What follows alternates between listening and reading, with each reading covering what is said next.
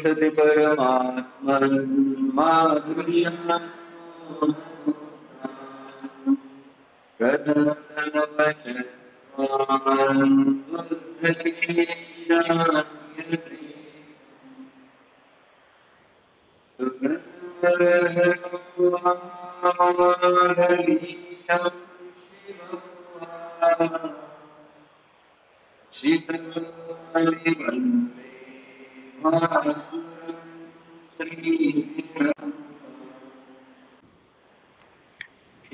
मध्ये जाते ते 90 नंबरची काय चर्चा केली तिथं नियमनुसार 90 नंबर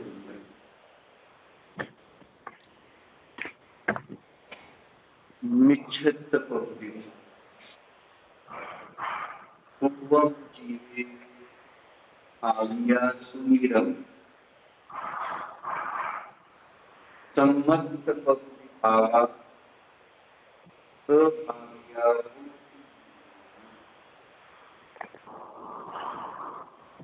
म्हणजे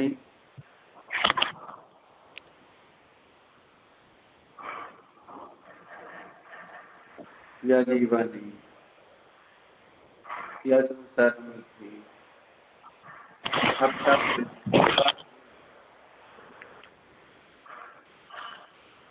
आपण आजपर्यंत काय करत आहोत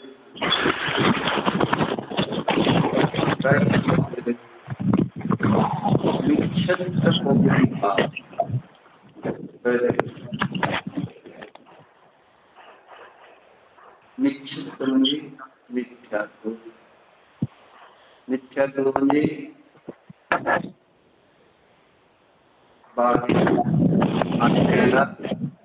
आपल्याला बाहेर पाहणं हे मिथ्यात्वाचं सामान्य समजण्यासाठी आपण आपल्या मध्ये असतो की बाहेर असतो तपासून बघितले कधी कुठं आहे आपला जीव म्हणायला तिथं या शरीरामध्ये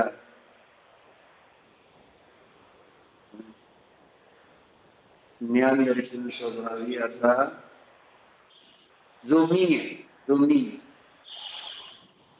जी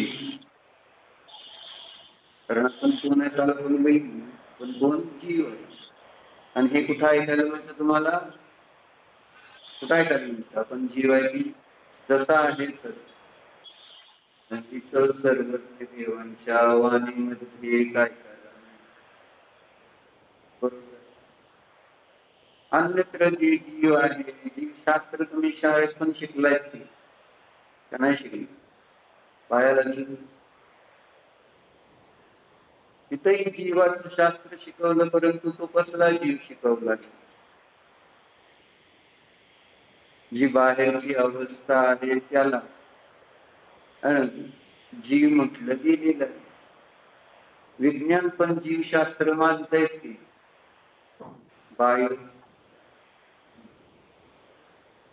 पण त्यांना शरीरापासून भिन्न असणाऱ्या जीवाचं अज्ञान जीवाच्या स्वरूपासंबंधी अज्ञान जीव शरीर असतो अविनाशी असतो आनंद स्वभावी असतो ज्ञान स्वभावी असतो चेतन स्वभावी असतो हे माहिती त्यांना जीव म्हणून कोण ओळख आहे जीवाची मनुष्य असतो तिर्यंच असतो वनस्पती आणि श्रीराम अशा पद्धतीने यांना मनुष्याने तिर्यंचे जीव जे दिसतात त्यांना ते जीव म्हणून मानतात आणि त्याच्याबद्दलचं शास्त्र आपण वाचतो आणि त्याला जीवशास्त्र म्हणतात. इथं पण जीवशास्त्रच आहे. जिन धर्मामध्ये पण जितकं मात्र प्रयोजन जीव काय आहे हे समज. जीवाचं विज्ञान शास्त्र म्हणजे विज्ञान जीवासंबंधी सम्यक ज्ञान होण्यासाठी. आणि इथं सांगणारे कोण आहेत? सर्वज्ञ, ज्यांना जसं आहे तसं संपूर्ण जगातील पदार्थांचं ज्ञान झालेलं आहे. बरोबर. त्यांनी सांगितलेल्या जीवाची चर्चा. मग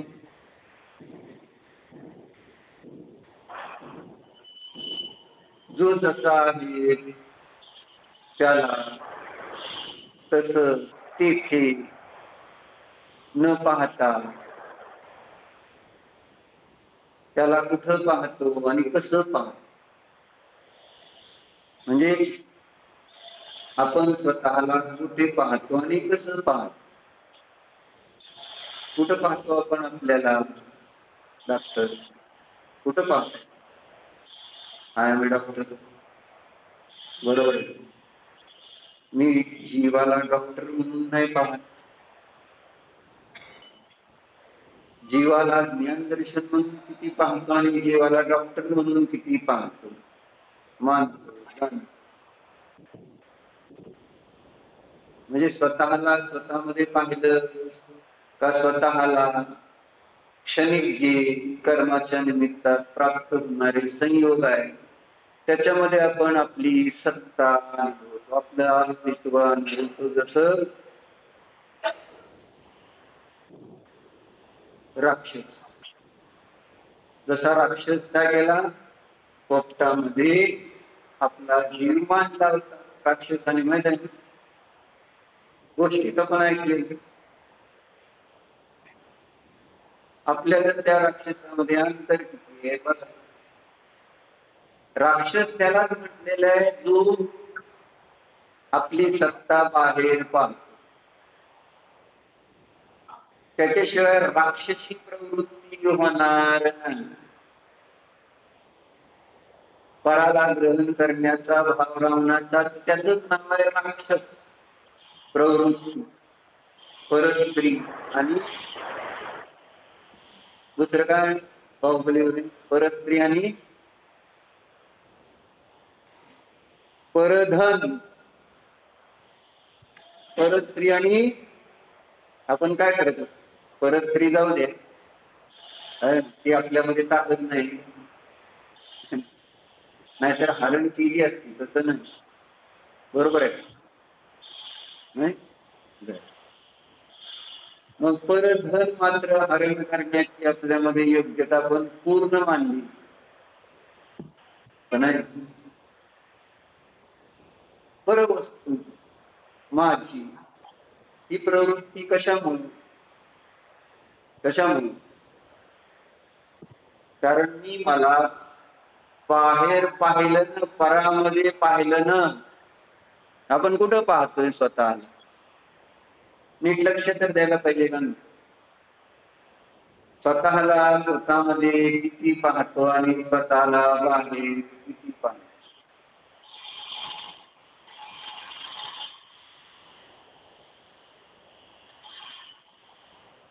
ज्यांनी स्वतःला स्वतःमध्ये पाहिलं ते देव झाले. देव नाव कोणाचं? देव कोणाला म्हणतात? देव दर्शन करून आलो नाही पण कोणाला देव? देव काय करतात? स्वतःला स्वतःमध्ये पाहतात. आपल्या मर्यादेच्या बाहेर स्वतःला जाणं मानत अनुभवत नाही. पटल्याच्या नाही ऐकावं लागतं. हा चला काय चाललंय? सत्ता. हा मंदिरात आपण देवदर्शन करून आलोच नाही सगळे. आलं. मग बघितलं का देवाला, भगवंतांना पाहिलं का नाही पाहिलं? तुम्हाला आठवते का मन लावून पाहिलं का, म्हणजे ध्यान करून? कारण गुणभद्र आचार्यांनी आत्मनुशासनामध्ये मंगलाचरण करताना ध्यानाची चर्चा केली. लक्ष्मी निवास निलयम विलीन विलयम निधाय रुधिरम. निधाय शब्द वापर. ज्यांचा निवास आपल्या आत्मलक्ष्मीमध्ये आनंद चतुष्टयामध्ये आणला. कोणाचा? भगवंतांचं. थांबा जरा, आता असं करून काय करणार? भगवंतांचा निवास कुठं आहे? त्यांच्या आनंद चतुष्टय, अनंत ज्ञान, दर्शन, सुख, वीर्य यांच्यामध्ये ते राहतात. बरोबर. मग असे ते स्वतःच्या आनंद ज्ञानादी लक्ष्मीमध्ये वास करणं आणि विलीन विलयन, सगळे विकल्प, विकार, विभाव त्यांचे नष्ट झालेले आहेत. अशा त्या जिनेंद्र देवांना मी माझ्या हृदयामध्ये कशा प्रकारे धारण करतो, कशाच्या द्वारे धारण करतो? ध्यानाच्या द्वारे. उपयोगाला एकाग्र केल्याशिवाय ते येणार नाहीत माझ्याजवळ.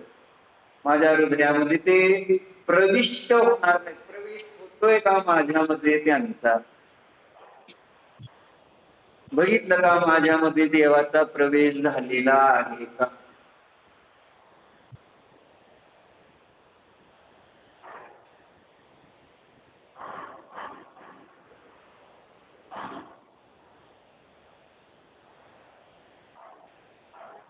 तपासतो कधी देव माझ्यात आले का नाही.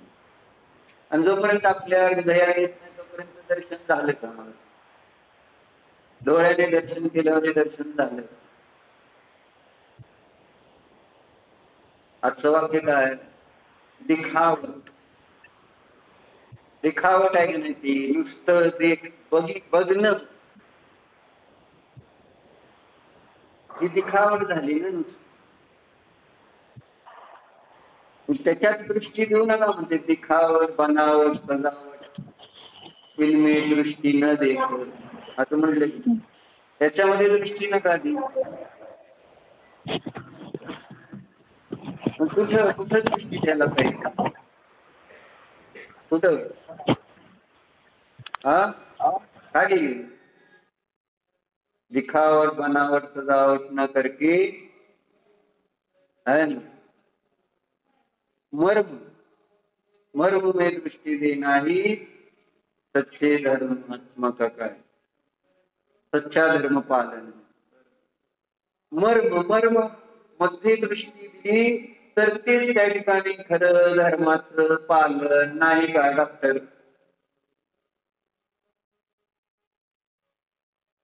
देवाचा आपल्यामध्ये प्रवेश कल्पना तर करा. आपल्या अंगात भूत शिरतेच का नाही? म्हणजे भूत शिरलेले माणसं भेटतेच का नाही? भूत शिरलेला माणूस म्हणजे काय? आणि असं दिलंय की नाही शास्त्रात पण, भूताविष्ट. आणि एखादं व्यंतर आहे ना, कुतूहलवश कोणाच्या तरी शरीरामध्ये प्रवेश करतो आणि त्याच्या निमित्तात अनेक प्रकारच्या आणि क्रिया करत असताना पण बघितलीच का नाही भूत शिरलेला अंगात म्हटल्यानंतर? मग काकी भूत शिरले का नाही अंगात? लांबच असू द्या आहे की आम्ही आहे की कुठं चाललोय काय? आमच्या जवळच सगळं आहे.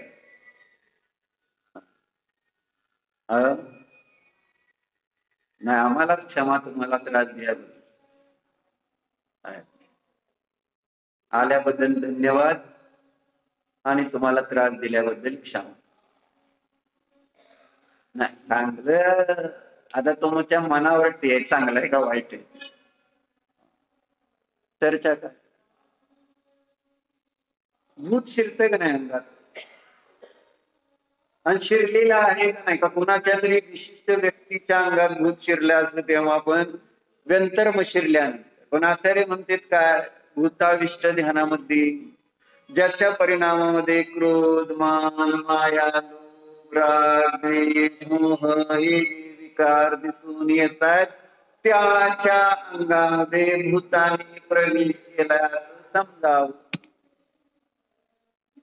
कारण बघतो आपण त्यावेळेस जीव काय करतो जेव्हा क्रोध म्हणजे क्रोध उत्पन्न होतो, म्हणजे त्याला काय समजत नाही की आपण काय करतोय त्या काळात. जसं भूत अंगात शिरलेल्या व्यक्तीला कळत नाही की आपण काय करतो, तसं क्रोध आलेल्या जीवाला कळतं आपण काय करतो ती त्यावेळेस. कळतंय का? आणि लागून क्रोध आला, मान कशाय, अहंकार. सांगितलं नाही तुम्हाला मी, वाचा म्हणून 3रा अधिकार मोक्ष मार्ग प्रकाशकचा. त्याच्यामध्ये एक एक कशाच्या अधीन होऊन जीवाची होणारी दशा दाखवली. कशाच्या अधीन होऊन मृत्यू सुद्धा स्वीकारताना दिसतो. मृत्यू, मरण सुद्धा. कशासाठी? कषायांसाठी मरण. त्या कषायाच्या पूर्तीसाठी. मी मेलो तर चालतंय पण त्याला मारणार नाही. मी मेलं तर चालतंय पण माझं सगळं नष्ट झालं तर चालतंय पण माझा मान नसतं का असं सगळं? माझं काय पण होऊ दे पण मायाच्या सोडायला तयार होत. आणि लोक तर आपल्या 5वीला पुजलेला म्हणायचं. त्याला 5वीला पुजलेलं म्हणा ना, म्हणजे मेल्यानंतर 5वा असतो काय? 5वीला पुजलेलं असतं काय? मरणानंतरच असतं ना ते. म्हणजे मेल्यानंतर सुद्धा तो जो सोडत नाही त्याचं नाव आहे लोभ. म्हणजे लोभ कशाच्या अधीन होऊन आपण मरणाला स्वीकारत नाही आहोत. तपासा ना, स्वतःला तपासल्याशिवाय, स्वतःला ओळखल्याशिवाय कसं गप्पा नको ना आपल्याला. इथं दिखावट नाही, बनावट नाही, नुसतं आपलं येऊन बसायचंय, ऐकायचंय, छान म्हणायचंय. नको मर्मामध्ये दृष्टी आपल्याला पोचायचंय. चर्चा कशासाठी आहे, दर्शन कशासाठी, स्वाध्याय कशासाठी? आपल्याला देव बनायचंय, देवासारखं बनायचं. बनता येतं आपल्याला, आपल्यामध्ये ती शक्ती आहे. नाही आहे का? आहे. आपण सगळे स्वभावाने परमात्मा आहोत असं तिथंच दिले ना. जारसिया सिद्धप्पा भौमल्य जीवतारिता हुंती जरमरण जन्म मुक्का 8 गुणालंकिया जेन शरीराव उठा. नाही उठणार, झोपा.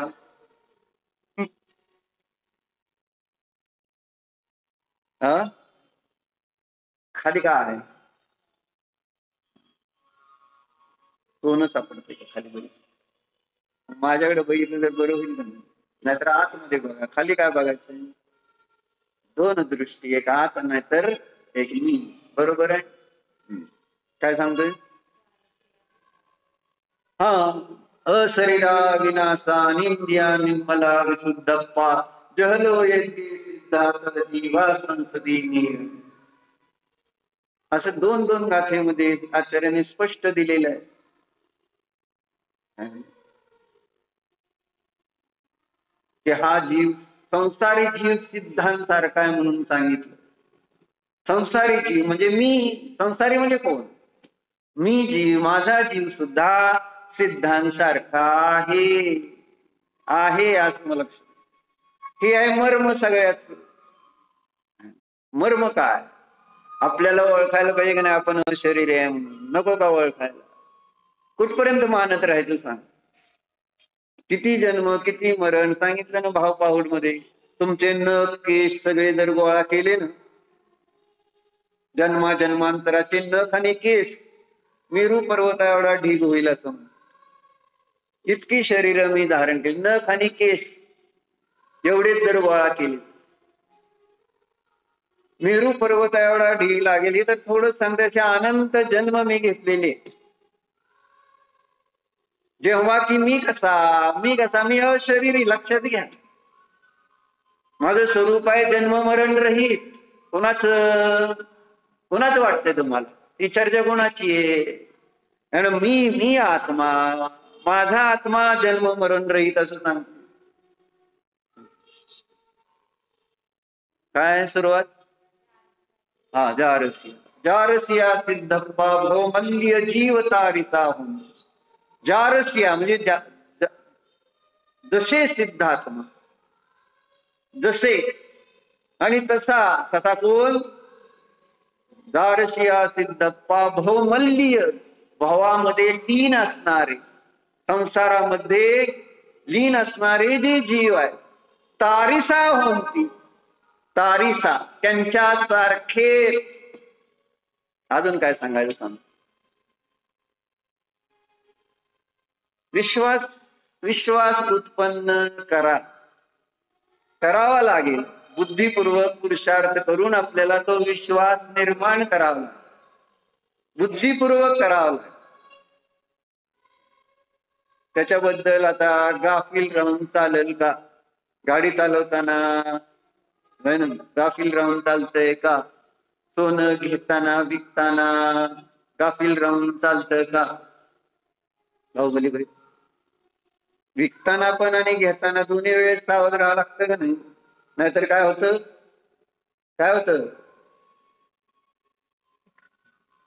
मनहसी.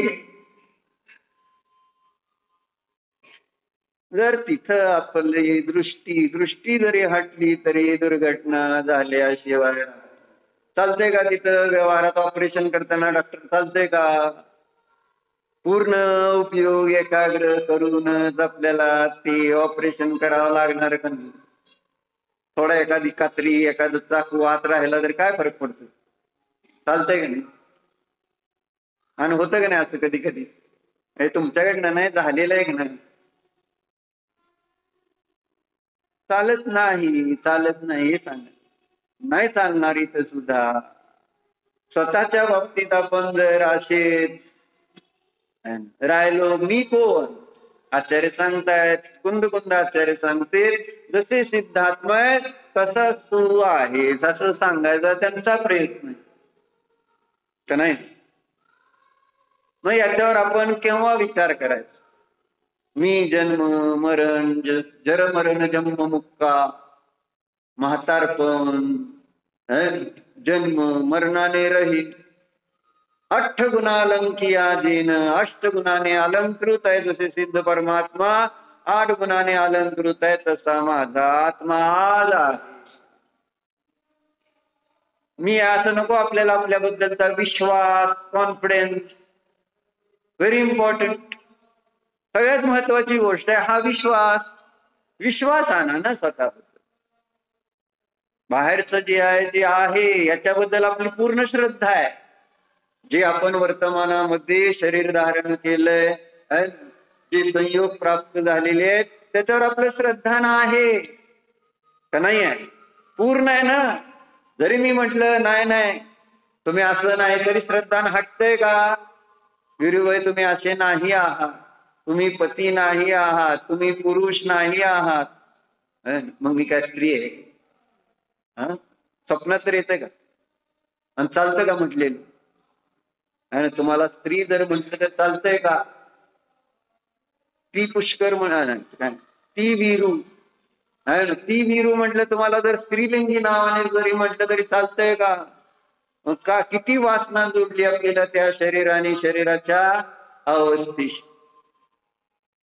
त्याच्याबद्दल जर काय बोललं गेलं तर आपल्याला राग येतोय. मग तीच जर तेच संस्काराचं चर्चा घेतली बरं का, एक गाथा सुंदर आली आणि पुढे जाऊन येते तीच काय म्हटलं बघ.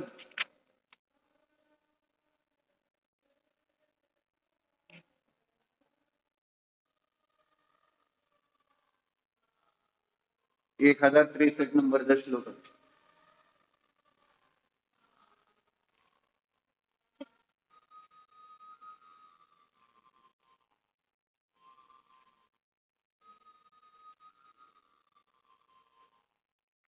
अत्यजस्त्रमसो जीवो यथा कामार्थलालस खेद्यते यदि स्वार्थे तथा तत् न भूष्यते. काय आहे का? नंबर 184 वर आहे. काय म्हणले बघा, आपल्याला आपल्या भाषेमध्ये काय करतायत, मोक्षाला प्राप्त करण्याचा उपाय सांगतायत. आपल्याला जे जमतंय त्याचा फक्त विषय बदला असं सांगायचं. काय सांगतील बघ, यह जीव जिस प्रकार, हा जीव ज्याप्रमाणे, मोनिकात आहे हा जीव आहे का पुस्तक नाही ना, मग लक्ष द्या. तर हा जीव कोणता आहे ना, माझा जीव ज्याप्रमाणे निरंतर काम और अर्थ अर्थात धन की इच्छा करता हुआ यहाँ खेद को प्राप्त होता. बरोबर आहे. हा जीव कशामुळे खेदाला प्राप्त होतो? अर्थानी कामाच्या निमित्तात खेदाला प्राप्त होत असं सांगते. बरोबर आहे. उस प्रकार है नीट आहे का? काय सांग, उसी प्रकार यदि वह आत्म प्रयोजन, काय आत्मप्रयोजन? आत्मप्रयोजन काय सरिता? हा मोक्ष केव्हा म्हणायचं? कॉन्फिडन्स माझं प्रयोजन, आत्म म्हणजे आपलं प्रयोजन काय ते सुद्धा माहिती नाही. जेव्हा जेव्हा विचार करत त्यावेळेस आपल्याला कॉन्फिडन्स सांगायला पाहिजे की माझं प्रयोजन फक्त मोक्ष मोक्ष मोक्ष आणि मोक्ष काय, दुसरं काही नाही. हे यायला पाहिजे. कुठून? विचारातून मग वचनात येणार आहे, वचनातून मग आचारात येईल. पण विचारातच नसेल तर मग सांगताना काय माझं आत्मप्रयोजन भर म्हणजे ढूंढते रे यात्री काय सजल साहेब. कॉन्फिडन्स आहे माझं प्रयोजन मोक्षच आहे म्हणून.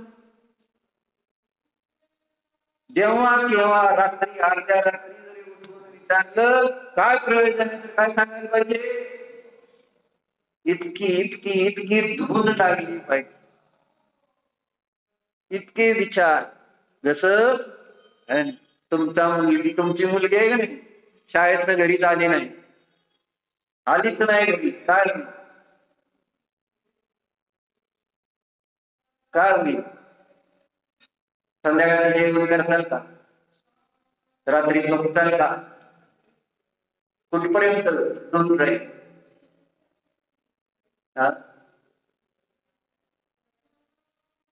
हो, मुलगी सापडत नाही, मुलगी सापडत नाही तर ती धून रात्री झोपणार नाही. दुसऱ्या दिवशी सकाळी उठला काय झोपलाच नाही तर उठायचं काय प्रश्न? खाणार पिणार तुमचे कपडे लत्ते रूप रंग जे मंदिरात येताना बघता 4 वेळा बघायची गरज राहिली का तुम्हाला? मी कशी दिसते बाबा, मग जाते बाहेर हुडकायला मुलगी, असं होईल का? मला काय नाही भान नसेल मला काय, म्हणून महाराजांच्या अंगावर कपडे नसते. तुमच्या लक्षात आलं का?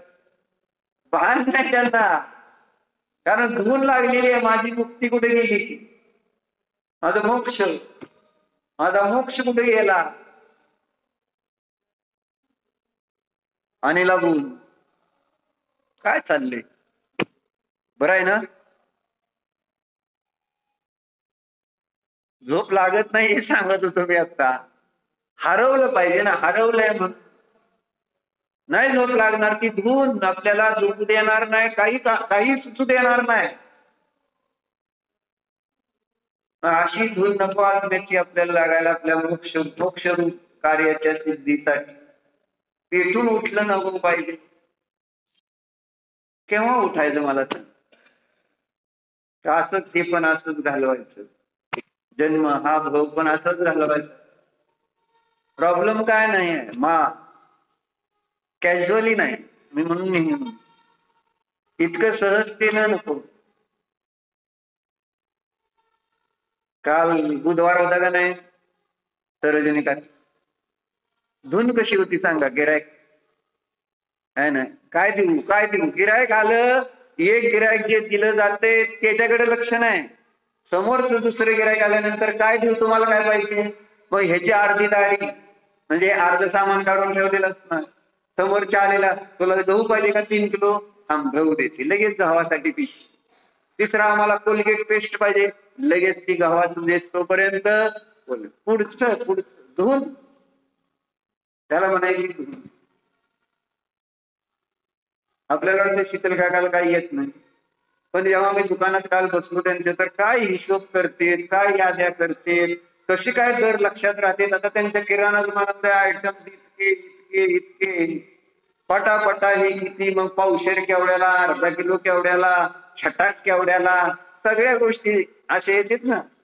पाव किलो, पाऊण किलो, मला ते पाव आणि पाऊण लवकर कळत नाही ना, छटाक पण लवकर समजत नाही. अर्धा छटाक सगळं डोक्यात चांगल्या प्रकारे. प्रत्येकाला आहे क्षेपश, मला हे सांगायचं आहे. वापरतो आपण वेगळ्या ठिकाणी म्हणून हे आपल्याला बुद्धीत येत नाही, कारण सगळ्याला मर्यादितच क्षेपक्षम मिळाले. एक्स्ट्रा क्षेपक्षम कोणाला मिळालेलं नाही. फक्त त्याच्यात मी ठेवलंय काय, जर तुम्ही दुसरा कचरा भरणार तर हे राहणार नाही, हे भरलं तर ते राहणार नाही. तेवढी योग्य. मग बघा, तुम्हाला प्रयोग करायचा असला याचा अभ्यास करा, स्वाध्याय करा, ते कमी होईल हे वाढेल. काय वाढवायचं काय कमी करायचं आपण ठरवायचं. चर्चा कशासाठी, धुवून आहे ना. रात्री अर्ध्या रात्री विचारलं तर काय प्रयोजन, आत्मप्रयोजन. डॉक्टर काय कसं बोल नाही, कसं बोल मोक्ष कसा आवाज आहे. फक्त मोक्ष आणि मोक्षच होते. स्वातंत्र्य सैनिक लढताना स्वतंत्रता, फ्रीडम म्हणजे फाशीच्या तख्तावर लटकवलं जात असताना सुद्धा फ्रीडम, आणि गोळी अंगावर घातली जात असताना स्वतंत्रता. काठीने मार खातायत, स्वतंत्रता. दुसरं काय दिसत नव्हतं त्यांना. मला फक्त माझा देश स्वतंत्र करायचं, ह्यांच्या गुलामीतून मला मुक्त व्हायचं. त्याला म्हणायची धून. मला केव्हा लागणार ही धून, माझ्या आत्म्याच्या कल्याणाची. माझं कल्याण करायचं.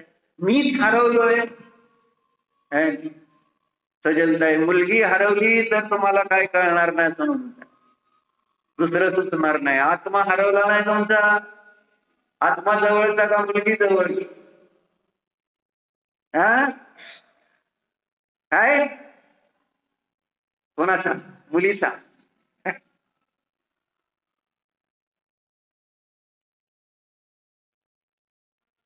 मग आत्मा जवळचा आहे म्हटल्यानंतर तुम्ही कसं काय घरात राहिलाय हो, माझा प्रश्न येईल का नाही. मुलगी जर घरात नाही तर तुम्ही घरात थांबचाल का 1 सेकंड तर, आणि कोणाला थांबू देताल का.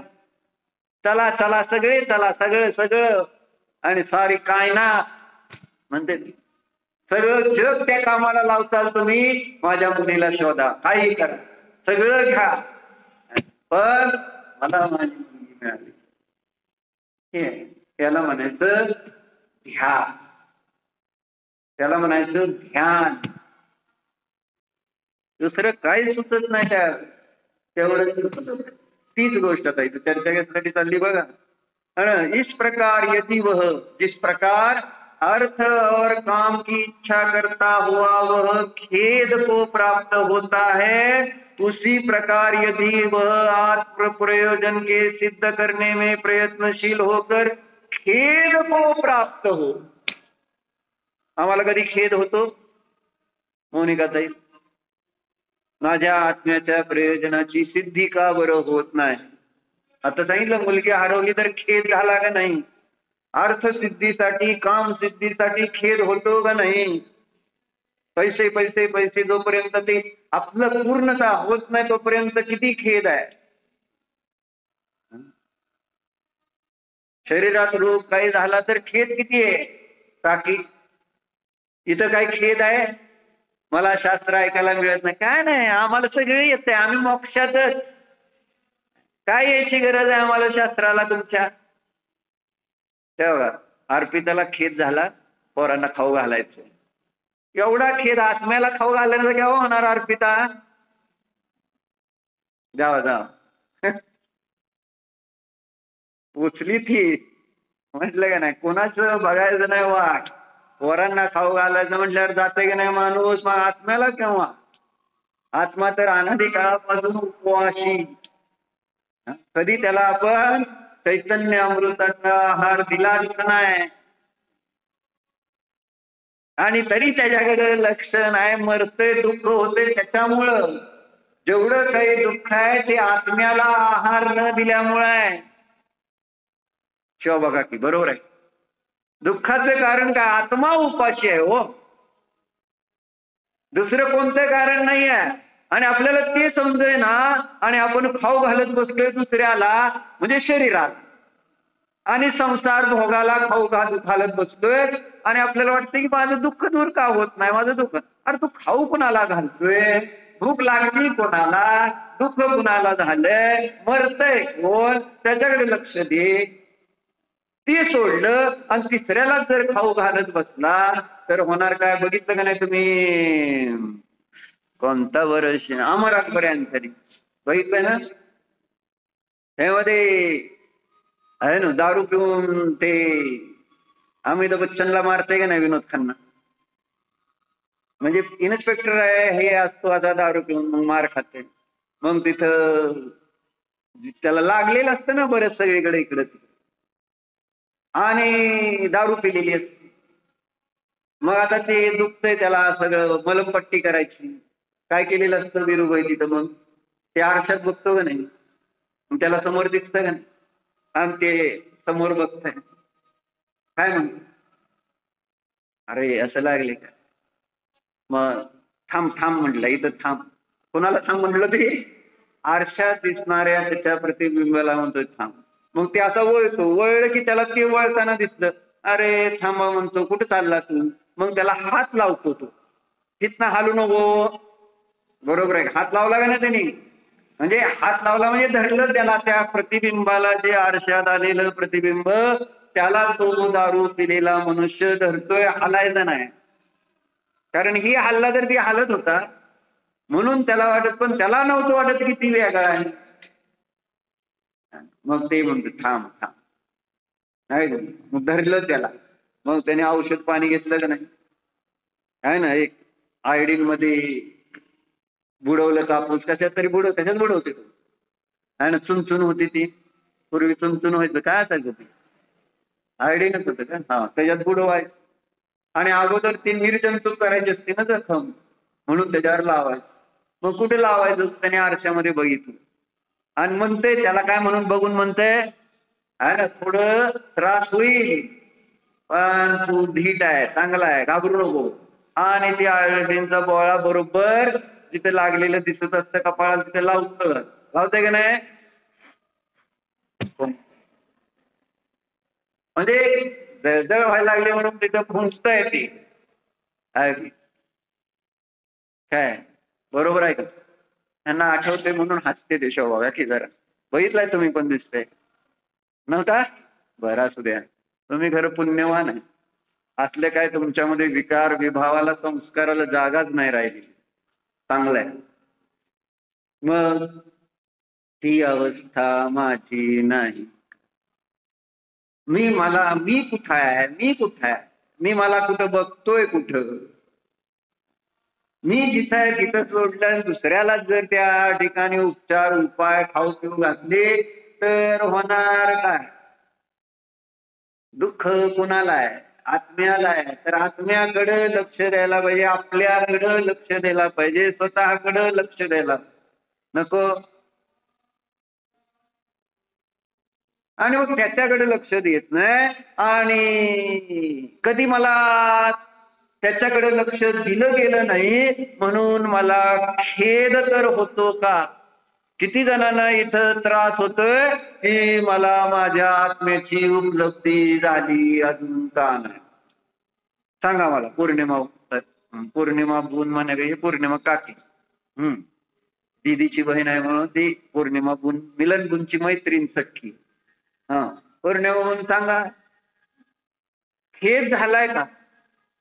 आत्म्याला आपल्याला जाणायला मिळत नाही. काय प्रॉब्लेम आहे? माझ्या ध्यानाचा विषय माझा आत्मा होत नाही. डोळे झाकले तर तिसरंच येतंय.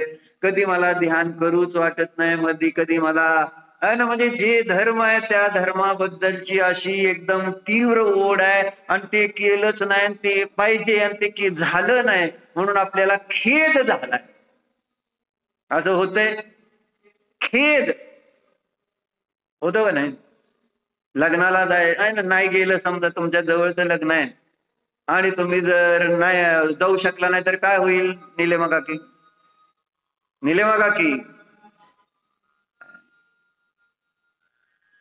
तुमच्या माहेरचं लग्न आहे कोणाचं तरी असं समज आणि तुम्ही पोचू शकला नाही, खेद होईल का नाही?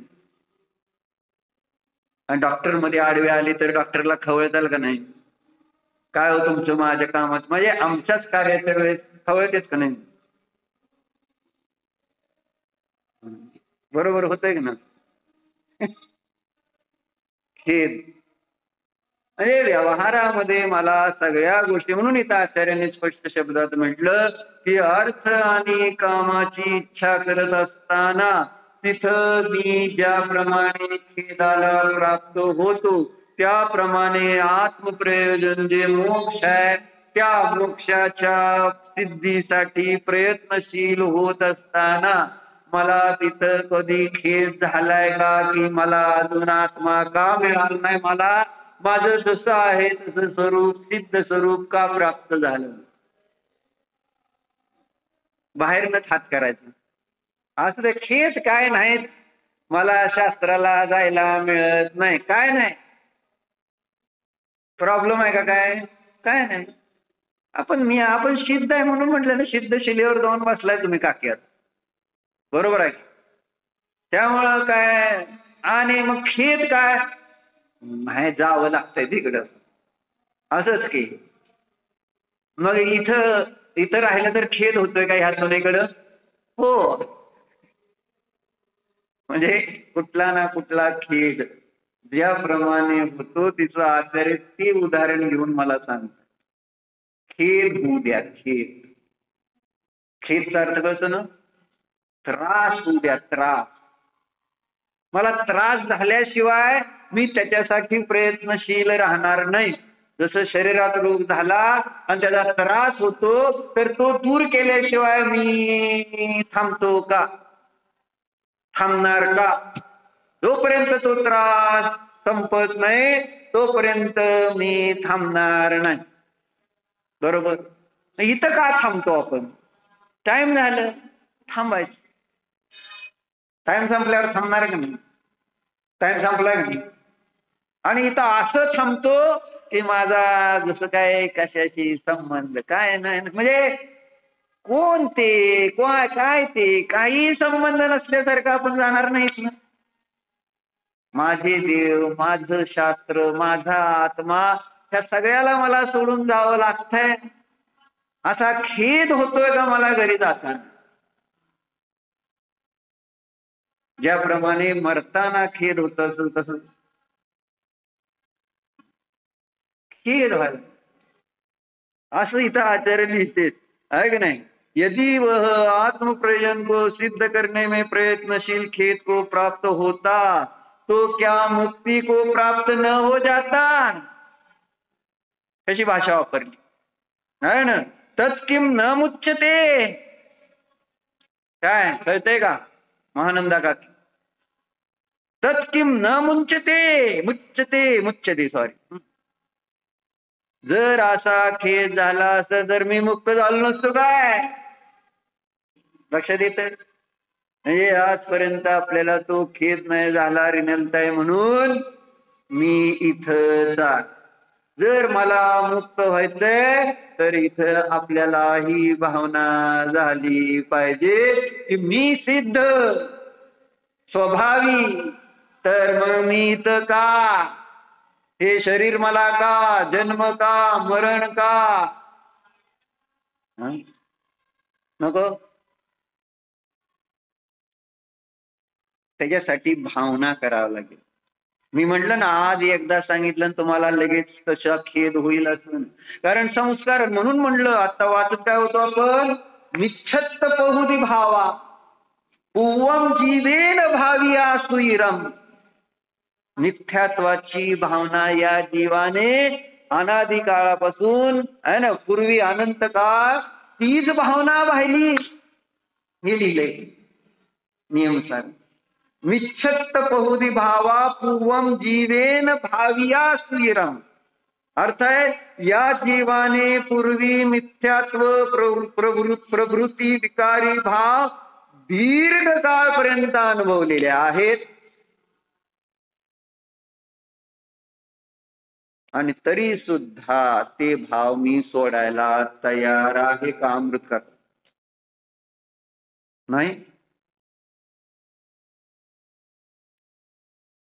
केव्हा सोडायचं सांग, विपरीत मान्यता केव्हा सोडायची, आज आणि आत्ता सोडली पाहिजे का नको. नको, मी मला ओळखतो आणि मी मला ओळखलं तिथं मिथ्यात्वाचा नाश झाला.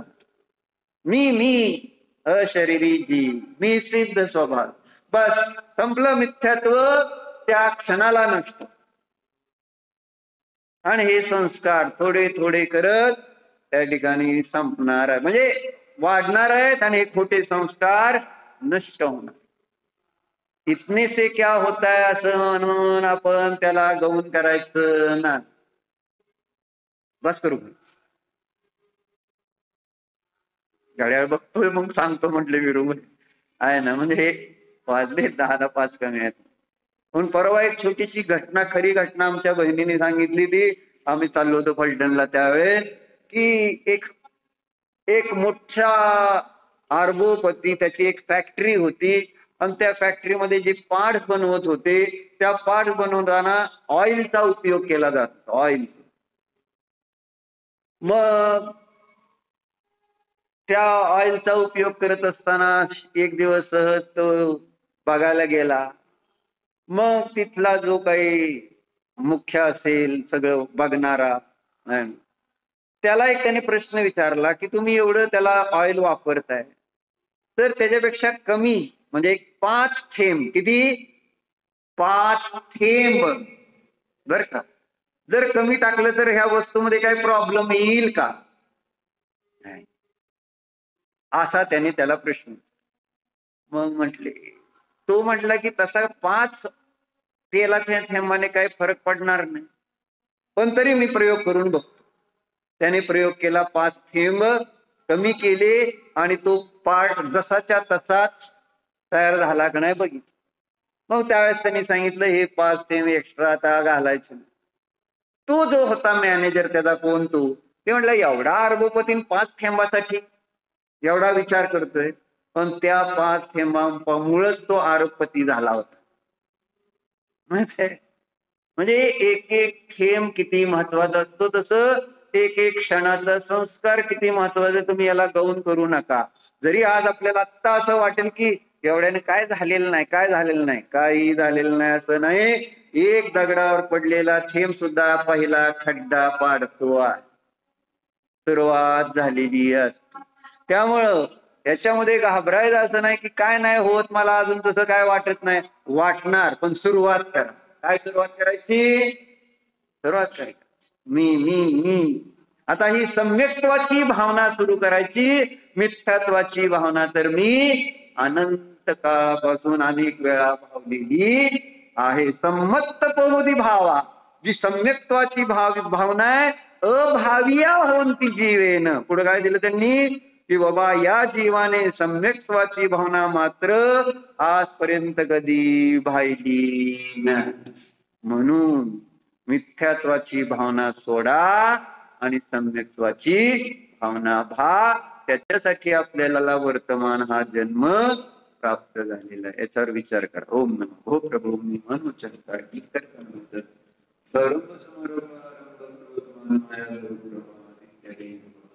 माझ्याकडून या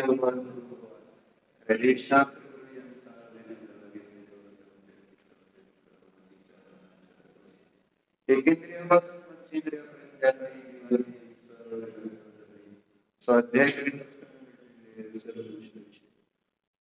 मी पश्चाताप मी माझ्यामध्ये